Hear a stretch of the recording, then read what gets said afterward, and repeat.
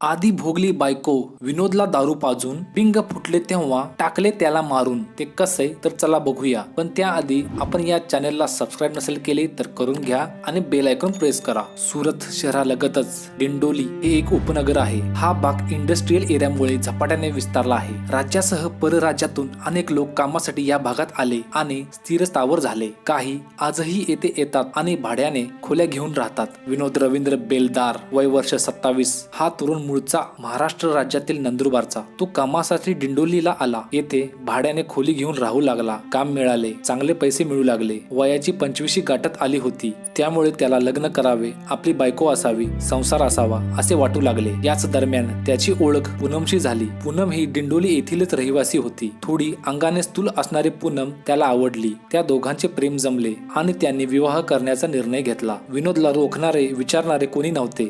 तर पूनम अंगकाठीने जास्त असल्याने ती जास्त वयाची वाटत होती. त्यामुळे तिलाही बहुतेकांनी नकार दिला होता आणि दोघांनी लग्न करण्याचा निर्णय घेतला. पाहता पाहता त्यांचे लग्नही झाले. आता त्या दोघांनी संसार थाटला. पूनम अंगापिंडाने मजबूत होती. तरुण असूनही स्थूल देहामुळे तिचे वय जास्त वाटत असे. पण तिचा हाच भरलेला देह विनोदला मात्र हवा हवासा वाटायचा. तो खुशीत होता, पण ही खुशी हळूहळू कमी होऊ लागली. कारण पूनमला दिवस जात नसल्यामुळे तो नाराज होता. यातच त्याला दारूचे व्यसन लागले. गेल्या 8-10 महिन्यांपासून तो पत्नीसह द्वारकेश नगर मध्ये राहू लागला होता. याचे कारणही वेगळेच होते. दिंडोलीतच पूनमचे माहेर होते. तेथे तिच्या ओळखीचे खूप जण होती. त्यामुळे तिच्यावर काही बंधने होती आणि तिला बंधनात राहायचे नव्हते. म्हणून तिने विनोदच्या मागे तगादा लावून दुसरीकडे खोली घेण्यास भाग पाडले. तिच्या आग्रहाखातर तो आता द्वारकेश नगर मध्ये येऊन राहू लागला. त्याचे दारूचे व्यसन वाढत चालले होते. कारण त्याचा मित्र राहुल शंकर कोळी त्याला दारू कमी पडू देत नव्हता. राहुल रिक्षा चालक होता. अविवाहित असणारा राहुल हा विनोदचा मित्र होता. विनोदच्या हातात रुपयाही नसला तरी राहुल त्याला पाहिजे तितकी दारू प्यायला देत होता.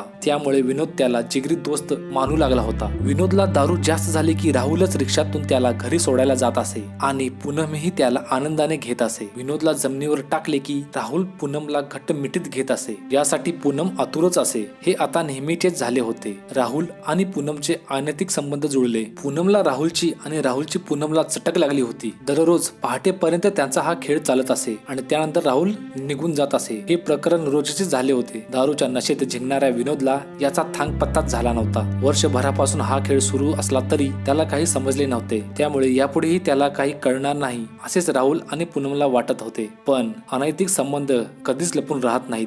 कधी ना कधी ते उघड होतातच. राहुलचा आतेभाऊ सागर कोळी याला हे प्रकरण माहित होते. भावाच्या प्रेम प्रकरणात तोही साथ देत होता. काही वेळा नशेत असणाऱ्या विनोदला गुंतवून ठेवण्याचे काम सागर करत असे, तर आतल्या बाजूला राहुल आणि पूनमचे घाणेरडे काम चालत असे. दिनांक 26 डिसेंबर 2022 रोजी दिवसभर विनोद घरातच होता. राहुल आणि सागर ही दिवसभर त्याच्या घरी चक्रा मारून दमले होते. पण विनोद काही घरातून बाहेर पडत नव्हता. मग घरातच पार्टी करायचे ठरले. राहुलने दारूच्या बाटल्या आणल्या तर पूनम जेवणाच्या तयारीला लागली. रात्रीचा काळोख वाढू लागला तसा दारूचा अंमल वाढू लागला. विनोद दारू पिण्यात मग्न होता. त्याच्या सोबतीला सागर होताच, तर राहुल काही ना काही निमित्त काढून आत जात होता. पूनमला मिठी मारत होता, चुंबन घेत होता. हे सर्व करून परत बाहेर येऊन बसत होता.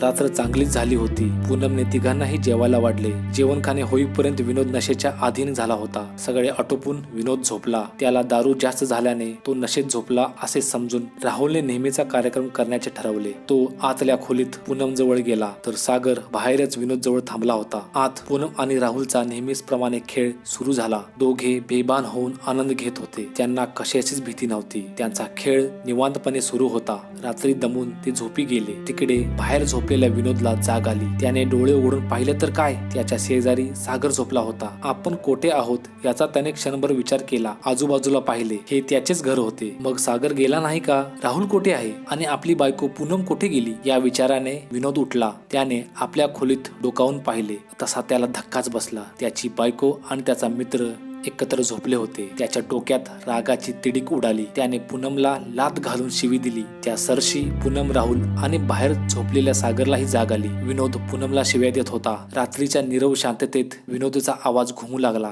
तसा राहुल आणि सागरने त्याच्यावर हल्ला केला, त्याला बेदम मारहाण केली. पूनमचा बाजूला पडलेला दुपट्टा उचलला आणि त्याने विनोदच्या गळ्याभोवती फास आवळला. काही क्षणातच विनोद निश्चित पडला. त्याचा जीव गेल्याचे लक्षात येताच ते तिघे घाबरले. आता या खून प्रकरणात पोलीस आपल्याला पकडणार, शिक्षा होणार या भीतीने ते थरथर कापू लागले. काही वेळाने ते सावरले. या खुनातून आपण आपली सुटका करून घेतली पाहिजे, यासाठी काहीतरी उपाय केला पाहिजे असा विचार ते करू लागले. तेव्हा त्यांना एक उपाय सुचला. घरापासून जवळच रेल्वेचा रूळ होता. पहाटेच्या सुमारास या रुळावरून रेल्वे जात असे. विनोदचा मृतदेह रुळावर टाकला आणि त्यावरून रेल्वे गेली तर मृतदेहाचे तुकडे होतील. सगळ्यांना वाटेल की रेल्वे खाली सापडून विनोदचा मृत्यू झाला. हा प्लॅन त्यांना योग्य वाटला. त्याप्रमाणे त्यांनी नियोजन केले. त्यांनी विनोदचा मृतदेह उचलला, दुचाकीवर मधोमध ठेवला. पुढे सागर मोटरसायकल चालवण्यास बसला तर पाठीमागे विनोदच्या मृतदेहाला धरून राहुल बसला होता. तिब्बल सीट करून ते रेल्वे रुळाकडे गेले. तेथे कुणी नसल्याची संधी साधून त्यांनी मृतदेह रुळावर टाकला. आता थोड्याच वेळात तेथे रेल्वे येणार आणि विनोदच्या मृतदेहावरून जाणार या विचाराने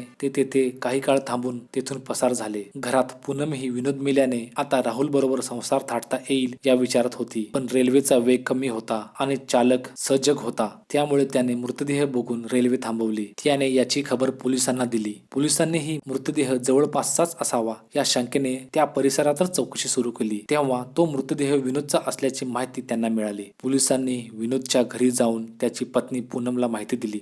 पतीचा खून झाल्याचे कळल्यानंतर तिच्या चेहऱ्यावर दुःखापेक्षा भीतीचीच छटा उमटली. हे चाणाक्ष पोलिसांनी हेरले आणि तिच्यावरच लक्ष केंद्रित केले. घरापासूनच जवळच्याच रेल्वे ट्रॅकवर मृतदेह मिळाला, तर घरात तिला कसे काही माहित नाही या प्रश्नावर पोलिसांनी भर दिला. वारंवार एकच प्रश्न विचारला जात होता. ती काहीतरी उत्तरे देत होती. या उत्तरातली विसंगी हेरून पोलिसांनी तिला कचाड्यात पकडले. तेव्हा मात्र ती बोलती झाली. तिने सगळे प्रकरण उलगडून सांगितले. तिने कबुली दिल्यानंतर तिचा प्रियकर राहुल कोळी आणि त्याचा साथीदार सागर कोळी यांनाही पोलिसांनी ताब्यात घेतले. आता आपणच सांगा, यामध्ये संशयित आरोपी वगळता चुकी कुणाची आणि काय केले असता ही घटना थांबली असती? आपले मत कमेंट बॉक्समध्ये नोंद करा. व्हिडिओ आवडल्यास लाईक करा आणि हो, सावध रहा. धन्यवाद.